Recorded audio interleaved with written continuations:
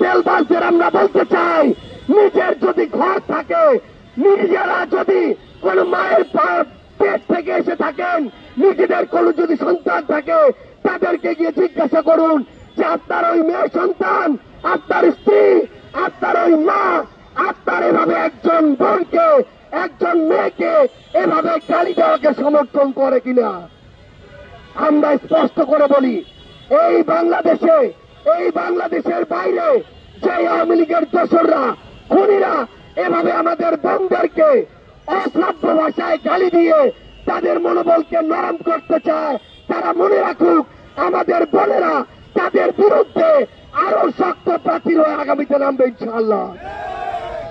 আমরা দেখেছি আজকে জনাব মির্জা ফখরুল ইসলাম আলমগীরের একটি সাক্ষাৎকার প্রকাশিত হয়েছে।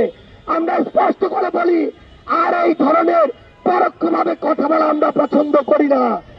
আমরা তাদের কাছে জানতে চাই, তারা ক্ষমতায় আসার জন্য জনগণের আস্থা যখন প্রতিনিয়ত হারাতে বসেছে, তখন কি আবার তারা ভারতের সাথে নেগোসিয়েশন করে, তাদেরকে খুশি করে, আওয়ামী লীগকে পিঠ চাপড়ে জাতীয় পার্টির সাথে নেগোসিয়েশন করে তারা কি এই বাংলাদেশে নতুন করে ক্ষমতায় আসতে চায় কিনা?